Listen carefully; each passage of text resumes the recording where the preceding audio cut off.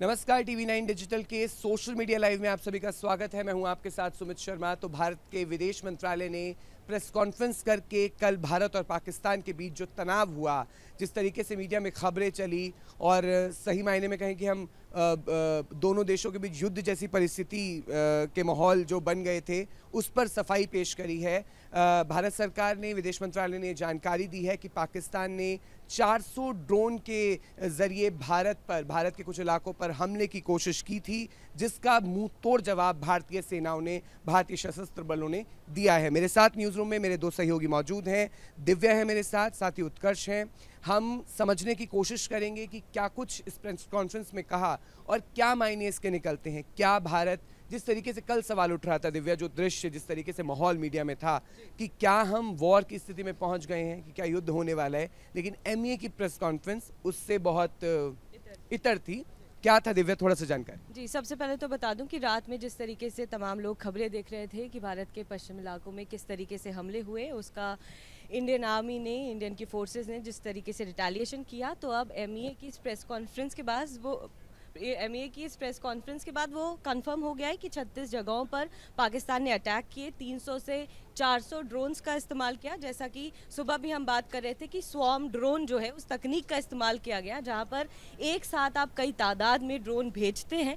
मगर क्योंकि Indian army हर तरीके से तैयार थी, हमारे S-400 डिफेंस सिस्टम से लेके तमाम डिफेंस सिस्टम जो थे वो एक्टिव थे, तो वो ड्रोन्स हमारा कुछ नहीं बिगाड़ पाए। इसके बाद दूसरी बड़ी खबर जो प्रेस कॉन्फ्रेंस, दिव्या इसमें आप ऐड कीजिए, तुर्की ड्रोन वो थे। जी मैं बताती हूँ।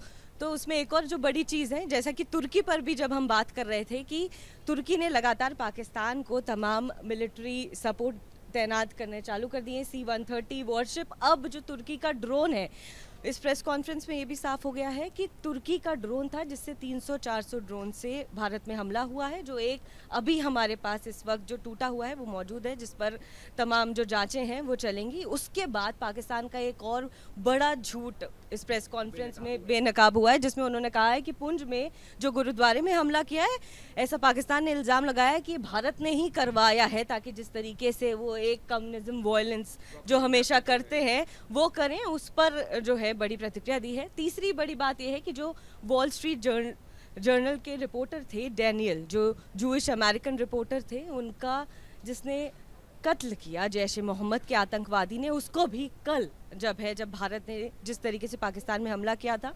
उसको मार गिराया है। रऊफ अजहर जो हैं, जिन्होंने डैनियल को मारा था, उसका भी बदला ले लिया गया। ये बड़ी खबर है अपने आप में, बहुत बड़ी खबर है। इसके बाद बाकी भारत पूरी तरीके से तैयार है, ये भी एक मैसेज कन्वे हो चुका है कि इसका रिटेलिएशन होगा। उन्होंने साफ तौर पर अभी नहीं कहा है, मगर ये बात हो रही है कि 4 जगहों पर भारत ने पाकिस्तान पर अटैक कर दिया है। तो ये बात स्पष्ट है एमईए की प्रेस कॉन्फ्रेंस से कि 300 से 400 तुर्की ड्रोन्स के जरिए हमला किया पाकिस्तान ने। 36 जगहों पर ये हमला हुआ है। 36 जगहों पर ये हमला हुआ। और पुंछ की बात की, पुंछ में नागरिकों के मरने की भी, सिविलियंस के ये तब की बात है जिस तरीके से जो है उन्होंने कहा कि पूरा गुरुद्वारा उड़ा दिया था पाकिस्तानियों ने। उसके अलावा कई सिविलियंस पे डायरेक्ट सीज फायर का उल्लंघन करते हुए उन्होंने फायरिंग की। इसके अलावा जो इलाके हैं, जो बॉर्डर्स हैं, वहाँ पर आर्टिलरी बहुत बड़े पैमाने पर फायर हुआ है, जिसका भी जो है भारत की सेना है जवाबी कार्रवाई कर रही है। मगर उनमें कुछ लोगों के हताहत होने की बात कही गई है। तो पाकिस्तान बिना सोचे समझे डायरेक्ट सिविलियंस पे अटैक कर रहा है। और एक और बड़ी चीज़ इस प्रेस कॉन्फ्रेंस में है, वो ये है कि हमारे जो प्रेस सचिव हैं विक्रम मिस्त्री, उन्होंने ये कहा है कि वो अपनी डोमेस्टिक एयरलाइंस को ढांचा बनाकर जो है इस्तेमाल कर रहे हैं। इसका ये मतलब है कि वो बाहर तो कह रहे हैं कि हमने सब बंद कर दिया है, कुछ नहीं चल रहा है, लेकिन वो इस्तेमाल कर रहे हैं ताकि अगर भारत अटैक करता है, रिटेलिएट करता है, तो सिविलियंस की अगर कैजुअलिटी होती है तो वो पूरा जो इल्ज़ाम है वो भारत पर मढ़ दे। जी, ये पूरी बड़ी बातें हैं आज। देखिए कि भारत, अब इसी में भी एक बात समझने की दिव्या है, जैसे हम पहले भी कर रहे थे कि कूटनीतिक फ्रंट पर भारत अलग तरीके से चल रहा है, और ये पाकिस्तान की नीति है कि उसको किस तरीके से भारत को जो है। एक और बात, क्योंकि लगातार वो दिमाग में आ रही है, जेडी वेंस पे हम बात कर रहे थे, वाइस प्रेसिडेंट पे, जो अमेरिका के हैं। उन्होंने सुबह कहा कि पाकिस्तान और इंडिया की जो भी ये कॉन्फ्लिक्ट चल रहा है उसमें अमेरिका दोनों से इतर है। इस पर जब आज एक जर्नलिस्ट ने विक्रम मिस्त्री से सवाल किया तो उन्होंने कहा कि ये बात भारत की पहले ही हो चुकी थी उन लोगों से, और हमने देखा कि किस तरीके से जब उनके स्टेटमेंट आए कि अमेरिका पूरी तरह से भारत के तरफ है, मगर ऑब्वियसली वो एक सुपर पावर है और उसको अपना डिप्लोमेटिक स्टैंड लेना होता है। लेकिन सुबह से जो एक असमंजस चल रही थी, इस पर भी एक क्लैरिटी हमें मिली है। और अपडेट आप दर्शकों को दे दें कि पाकिस्तानी हमले में जो कल हमला हुआ है उसमें भारतीय सेना के जवान भी हताहत हुए हैं, ये भी अमीन ने बताया। उत्कर्ष के पास चलते हैं। उत्कर्ष, व्हाट्स द अपडेट? जैसे कि आप सबको बताया, कल शाम पाकिस्तान ने अचानक से भारत के ऊपर हमला शुरू कर दिया और वो एरियाज़ थे जो भारत के बॉर्डर लाइन एरियाज़ है। फॉर एग्जांपल गुजरात उसमें आता है, राजस्थान आता है, पंजाब आता है और अब हरियाणा में भी हाई अलर्ट हो चुका है। हरियाणा के अम्बाला में आज शाम को 8 बजे से कल सुबह 6 बजे तक का कंप्लीट ब्लैकआउट है। ना आप घरों में लाइटें जला सकते हैं, ना सड़कों पर लाइटें चलेंगी। तो आप ये देख सकते हैं कि जो हमले हैं ये इतने तीव्र हो चुके हैं कि हरियाणा तक बात आ चुकी है। अभी तक ये बात थी सिर्फ फ्रंट लाइन बॉर्डर्स तक, जीरो लाइन पे। तो जीरो लाइन पे हमने इवैक्यूएशन चलाए, लोगों को इवैक्यूएट करा और जो लोग वहाँ रह गए थे उनको सेफ स्पेसेस में पहुँचाया, बंकर्स में पहुँचाया। और जैसे कि आप सबने कल देखा होगा, एक बड़ा इवेंट कल हुआ, धर्मशाला में मैच हो रहा था पंजाब और डीसी का। उस मैच को बीच मैच में बंद करवाना पड़ा। तो Pakistan now is hitting below the belt as always. पर ये जो बात निकलकर सामने आई है, इसमें पाकिस्तान सिविलियंस को टारगेट कर रहा है भारत के, जो अपने आप में एक बहुत ही निचले स्तर की चीज़ है। उसको लेके इंडियन आर्मी ने रिटेलिएट करा और भारत में ही निर्मित आकाश एयर डिफेंस सिस्टम ने तुर्की में बने ड्रोन्स को मार गिराया है। ये बहुत बड़ी बात है मेक इन इंडिया के लिए। आकाश सिस्टम पूरी तरीके से भारत में निर्मित है, उसमें बाहर से कोई टेक्नोलॉजी नहीं ली गई है। और जो ये जिस ड्रोन्स की मैम ने बात करी, सोनगर ड्रोन्स, ये बहुत ही एडवांस ड्रोन्स हैं। ये कोई पुरानी जनरेशन के ड्रोन्स नहीं है, these are very updated drones. तो AI टेक्नोलॉजी का उसमें इस्तेमाल हुआ है। तो आकाश का उन्हें मार गिराना ये दिखाता है कि भारत आज कितनी आत्मनिर्भरता के साथ आगे बढ़ रहा है। बड़ी सक्षमता है भारत की। जिस टेक्नोलॉजी का प्रयोग मेक इन इंडिया के लिहाज से किया गया है वो बहुत सक्षम है, बहुत प्रबल है दुश्मन के हर हमले का जवाब देने के लिए। दीक्षा, दिव्या आपको जोड़ रही थी। जैसा मैं कह रही थी कि अभी उत्कर्ष ने भी बोला कि भारत तो एक तो खुद की चीज़ें निर्माण कर रहा है, मेक इन इंडिया डिफेंस आज से नहीं, कई सालों से मोदी सरकार इस पर काम कर रही है। इसके अलावा ये नहीं है कि हम इस भ्रम में जी रहे हैं, क्योंकि जब आप टेक्नोलॉजी बनाते हैं तो आप समय लेते हैं, कुछ साल लगते हैं, आप टेस्टिंग करते हैं। उसके अलावा जो दुनिया भर के तमाम पावरफुल डिफेंस सिस्टम है उस पर भी भारत ने काम किया है, वो उस देश में ला कर रखा है। और जैसा फिर मैं आपको कहूँगी, सुबह हम बात कर रहे थे तुर्की और पाकिस्तान की एक इक्वेशन की, जो उनके बीच में मिलिट्री डील चल रही है। तुर्की क्योंकि अपना काम कर रहा है, उसे भी पैसे की ज़रूरत है, उसको लग रहा है कि अभी पाकिस्तान को सबसे ज़्यादा ज़रूरत है तो इसको जो भी दे दो। लेकिन ये तुर्की ने पाकिस्तान को नहीं बताया होगा कि ये जो तमाम आपने चीज़ें दी हैं इसका ऑलरेडी विकल्प भारत के पास है। अब पाकिस्तान क्या करेगा, फिर हम उस लूप में जाएंगे, OIC देशों के पास जाना, कतर जैसे देशों के पास जाना, और वहाँ से इस वक्त पाकिस्तान को किसी भी तरह की कोई मदद नहीं मिल सकती, क्योंकि अब वो खुलेआम ये दुनिया को दिखा रहा है कि उसका टारगेट सिविलियंस पे अटैक करना है। वो एक डिप्लोमेटिक लाइन पर नहीं चल रहा है, हमारे सिविलियंस पर तो अटैक कर ही रहा है, साथ ही जैसे मैंने मेंशन किया कि ढाल बनाकर, ताकि अगर कैजुअलिटी हो तो वहाँ के सिविलियंस की हो। तो ये पूरी तरीके से दर्शाता है कि इस वक्त पाकिस्तान की जो स्थिति है वो बेहद कमज़ोर है। उसको या तो अपनी नीतियां बदलने की ज़रूरत है, या भला होगा कि वो सरेंडर करें, अपनी गलती माने और आगे की कार्रवाई उस तरीके से की जाए। क्योंकि अगर पाकिस्तान ये सोच रहा है कि भारत के साथ इस वक्त वो जंग कर सकता है, सक्षम है, तो मैं आपको बता दूं कि ये संभव नहीं है। और भारत का स्टैंड अपने आप से क्लियर है कि ज़ीरो टॉलरेंस होगी आतंकवाद पर। इस पर भारत किसी भी तरीके से चुप नहीं रहेगा। उत्कर्ष, अभी अपडेट जो है, अभी शाम का ये अपडेट है दिव्या, की देश के बॉर्डर एरियाज़ को, चाहे वो जैसलमेर हो, चंडीगढ़ हो, ब्लैकआउट का प्लान किया गया है। उस पर आप जानकारी दर्शकों के लिए दें। देखिए, एक तो ब्लैकआउट का प्लान है आज रात 8 बजे से कल सुबह 6 बजे तक। जो बड़े प्रमुख शहर हैं जो बॉर्डर्स के आसपास पड़ते हैं, जैसे कि जैसलमेर हो गया, जहाँ कल जैसलमेर में शायद 6 बजे से ब्लैकआउट है, शाम कुछ जगह शाम 8 बजे से, जैसे हरियाणा का अम्बाला हो गया, और कुछ जगह पे शाम 6 बजे से है। मोस्टली प्लेसेस पे शाम 8 बजे से सुबह 6 बजे तक के लिए ब्लैकआउट किया गया है। और मैं आपको एक चीज़ बताऊं, जैसे दिव्या ने कहा कि पाकिस्तान अपने नागरिकों को ढाल बना रहा है, और इसी तरफ आप इंडिया को देखिए। इंडिया ने अपने मेजर 25 एयरपोर्ट्स को 10 मई तक कंप्लीट शट डाउन कर दिया है, जिसमें चंडीगढ़ एयरपोर्ट का नाम आता है, अमृतसर एयरपोर्ट का नाम आता है। These are Chandigarh airport is international airport, वहाँ पे इतना बड़ा फुटफॉल है, तो हम यहाँ पर अपने नुकसान कराने के लिए तैयार हैं, पर हमें अपने लोगों की जान ज़्यादा प्यारी है। और वहीं पर पाकिस्तान को आप देख लीजिए, पाकिस्तान अपने आम नागरिकों को आगे कर रहा है कि हमारी जान छूट जाए, हमारी जान बच जाए, चाहे इनके साथ कुछ भी हो जाए। पर नागरिकों की उत्कर्ष आपने बात की दिव्या, हम दिन में भी आज इस बारे में बात कर रहे थे कि जब नागरिकों की बात होती है तो वो जो आतंकवादी है वो भी पाकिस्तान के नागरिक हैं, और क्यों वो इसलिए भी हैं वो उन्होंने साबित भी किया इस बार जब। लेकिन हम पाकिस्तान नहीं हैं, हम पाकिस्तान की पूरी आवाम को आतंकवादी नहीं कहेंगे। मेरी तो सिंपैथी है पाकिस्तान की वो आवाम के साथ जो इस आर्मी आतंकवाद वहाँ की सरकार के इस चंगुल में फंस गई है। ना उनके पास कोई अभी इस वक्त ऑप्शन है। दुबई जैसे देश ने, यूएई ने सब वीज़ा रोक रखा है, ना वो कहीं जा सकते ना कुछ कर सकते। उनकी एक तरीके से बदकिस्मती है। तो पूरी आवाम तो मैंने इसमें एक जो मेरा एंगल था वो ये था कि जब आप आतंकवाद, क्योंकि भारत ने जो अटैक किया, जो भारत ने पहली स्ट्राइक पाकिस्तान पे की, वो आतंकवादी ठिकानों पर की, उसमें मारे गए लोगों में अगर सेना शामिल होती है, अगर सरकार के लोग शामिल होते हैं, तो इसका मतलब आप आतंकवादियों से साफ तौर पे मिले हुए हैं। और ये बात अब ना सिर्फ भारत कह रहा है बल्कि पूरी दुनिया ने देखा इसको। वो तो हमने देखा ही ना कि जब आतंकवादियों को भारतीय सेना ने मार गिराया तो वहाँ की पूरी आर्मी वहाँ पर मौजूद थी। इससे बड़ा प्रमाण आपको क्या चाहिए? खुलेआम वीडियो बन रही है, आप सोशल मीडिया पर देख लीजिए, जहाँ आतंकवादी मरता है वहाँ मिलिट्री होती है देश की। मतलब वो सभी एक है, क्या आतंकवादी और क्या पाकिस्तान की सेना, वो सब बिल्कुल एक है। और ये इंटरनेशनल मीडिया के लिए भी एक बड़ी बात है कि जब आप प्रधानमंत्री के राम मंदिर के उद्घाटन पर सवाल उठा सकते हैं तो ये दृश्य भी आपको देखने चाहिए, ये भी हेडलाइंस और सुर्खियां बननी चाहिए। उत्कर्ष, कि अमेरिका ने कल अपने नागरिकों के लिए जो पाकिस्तान में है उनके लिए एडवाइजरी भी जारी करी कि आप ऐसे एरियाज में जाने से बचिए जो अंडर वॉर हों, और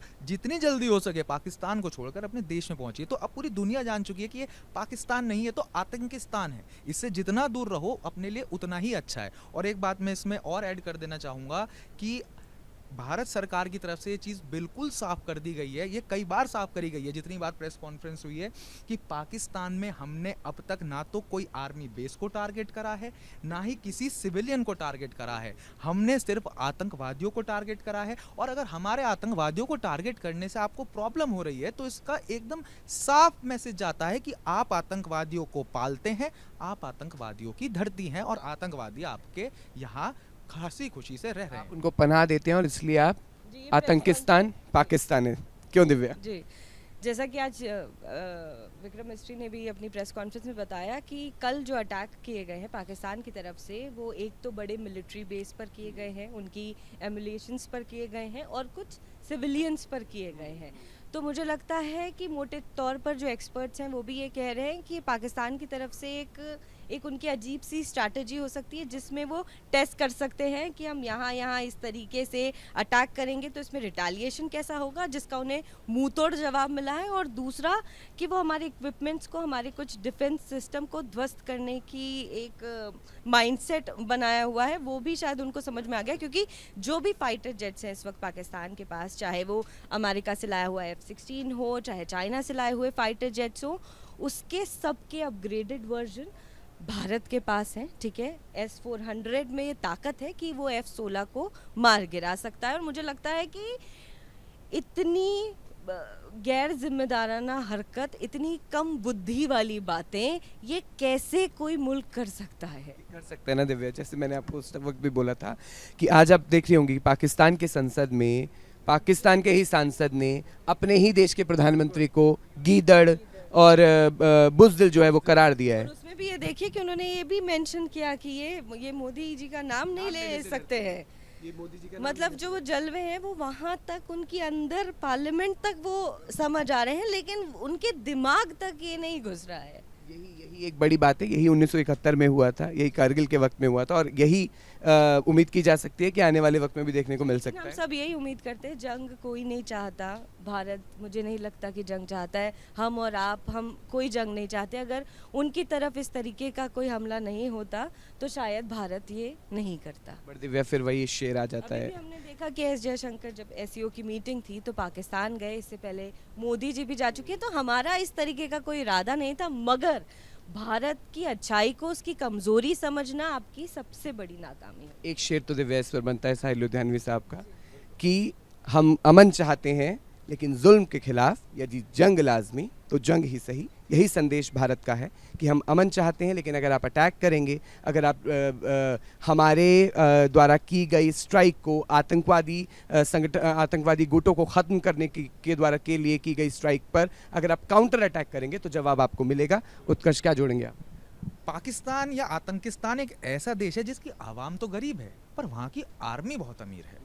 और वहाँ की जो आर्मी है, जिसके चीफ हैं आसिफ मुनीर, कहते हैं उनका जो दिमाग है वो दुनिया से उल्टा चलता है। अब भारत ने तो आतंकियों को टारगेट करा, पर आतंकियों के रिश्तेदार हैं आसिफ मुनीर, जिनको दिल पर इतनी लगी कि वो उनके जनाजे में जाकर खड़े हो गए, जिनकी आर्मी वहाँ जाकर खड़ी हो गई। तो इसका तो वर्ल्ड स्टेज पे मैसेज साफ है। यूएसए भी समझ चुका है, इंडिया को तो पहले से ही पता है, और इस बात को रशिया भी बिल्कुल साफ कह रहा है कि पाकिस्तान आतंकियों का आका है, इसको अब आप सबक सिखाइए। और अब हम इसको अच्छी तरीके से सबक सिखाने निकल चुके हैं। की बात कर देते हैं, क्योंकि अब जब हम बात ही कर रहे हैं कि क्या जंग हो सकती है, नहीं हो सकती है, तो मैं आपको बता दूं कि हमने देखा कि जब इज़राइल हमास के बीच में जंग हुई, तमाम चीज़ें हुई, सीरिया में जो हुआ, जितने भी ईरान के जो प्रॉक्सी गुट हैं, हिजबुल्लाह हो गया, हमास हो गया, उनके मिलिटेंट्स हो गए, वो सबको इज़राइल ने जमकर सबक सिखाया है। इस वक्त भी हम देख सकते हैं कि अमेरिका का पूरा टारगेट ईरान है।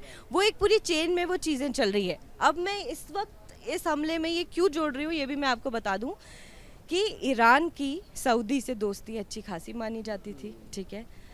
ईरान की हमेशा उम्मीद रहती थी कि सऊदी उसका साथ दे, क्योंकि वो गल्फ जो देश हैं, खाड़ी देश है, चाहे सऊदी हो गए, कतर हो गए, यूएई, कुवैत, ये बहुत पैसे वाले देश हैं, बहुत ताकतवर देश है अगर मैं कहूँ इकोनॉमिकली या अपने ऑयल के ज़रिए।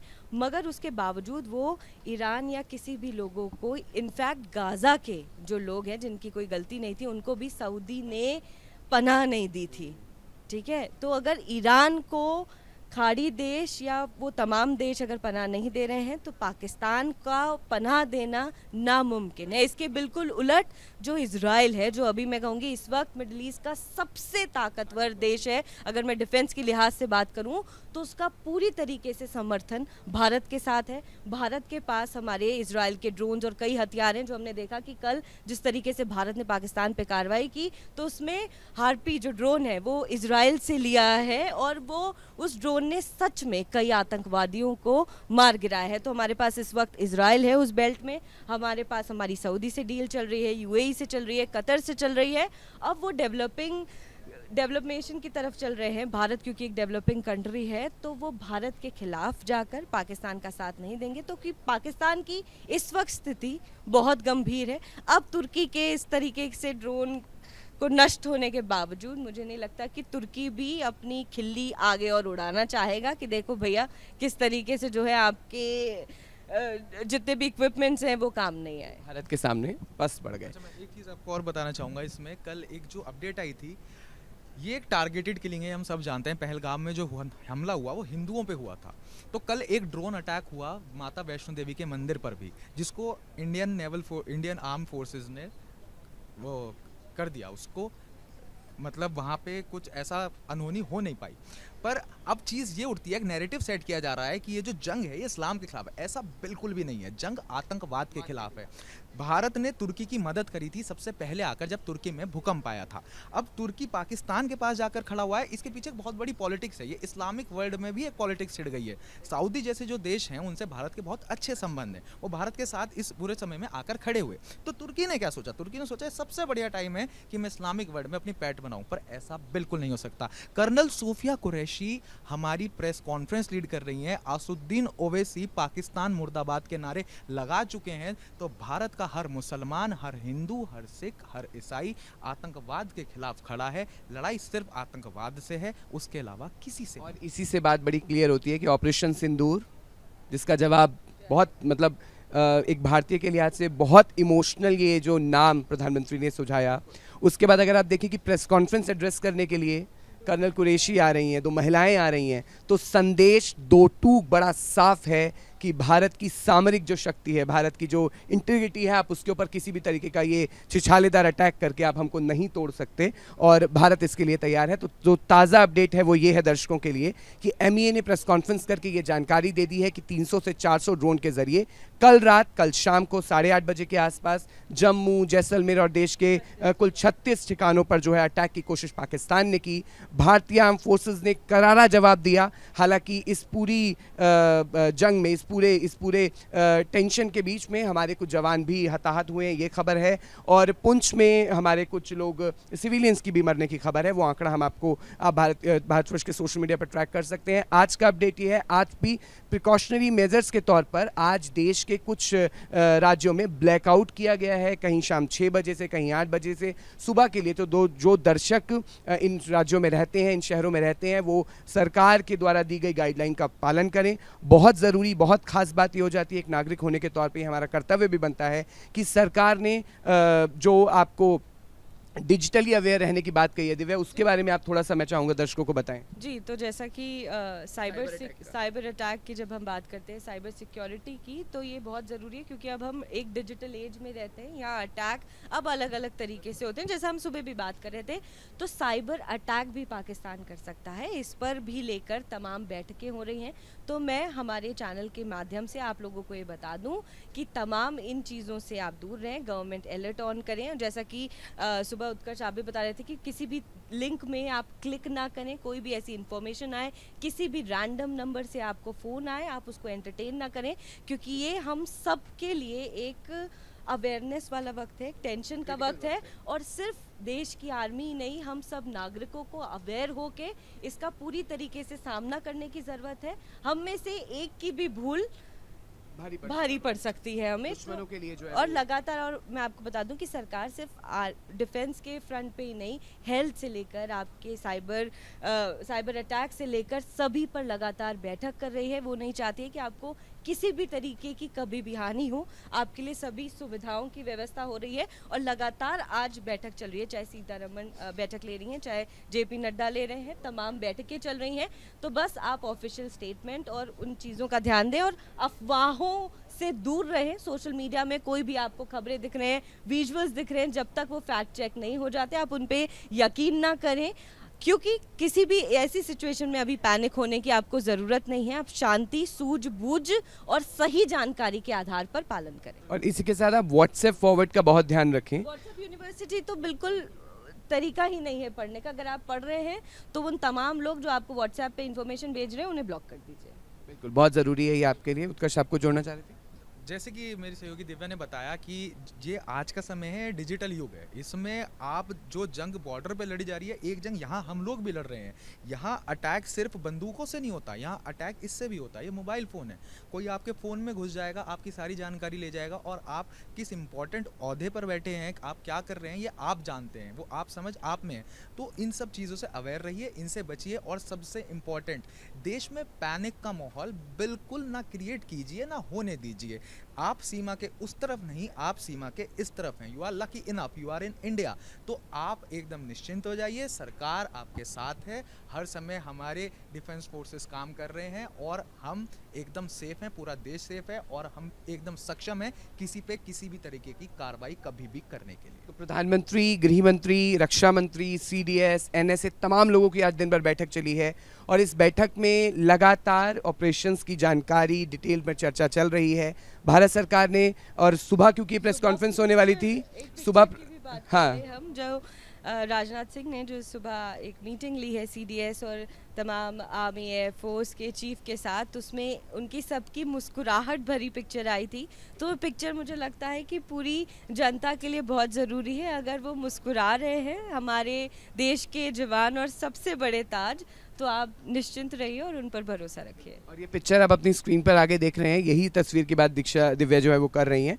तो फिलहाल हमारी इस प्रस्तुति में लाइव में इतना ही। आप भारतवर्ष के हैंडल्स को फॉलो कर सकते हैं। हमारी कोशिश है सबसे पहले सबसे तेज़ नहीं लेकिन सबसे क्रेडिबल इन्फॉर्मेशन आप तक पहुंचाएं। और इस वक्त में जब एक नागरिक होने के नाते नेशनल सिक्योरिटी का मसला है तो आप ऐसी जानकारियों को शेयर फॉरवर्ड करने से बचें जो आपके और हमारे लिए, हमारे देश के लिए, हमारी सेना के लिए जो है वो खतरे का निशान या खतरे का एक उदाहरण जो है वो बन सकती हैं। फिलहाल के लिए इतना ही। आप तमाम अपडेट्स के लिए TV9 भारतवर्ष के सोशल मीडिया हैंडल्स को फॉलो करना ना भूलें।